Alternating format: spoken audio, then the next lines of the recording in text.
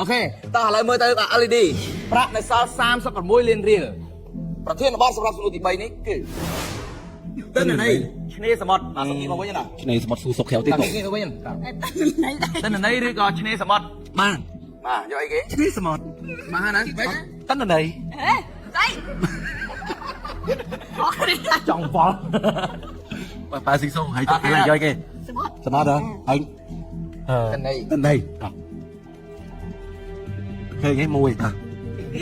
ហើយមួយផ្ដាច់អី ទៅ3ផ្ដាច់មួយគ្នាយកដល់យកមួយវិញមួយទៅគ្នាឲ្យគ្នាយកមួយវិញ យកគេ អីខ្ទ នេះ ម បាទ ឆ្នេរអូខេតោះយ៉ាងនេះទី2សម្រាប់ជ្រើសរើសយកប្រធានបទឆ្នេរសមុទ្រសូមមើលទៅកាន់ទូចម្លើយ1355គីឡូម៉ែត្រ អូលើទៀតអូ ទៀត 1355គីឡូម៉ែត្រ ហើយ 1355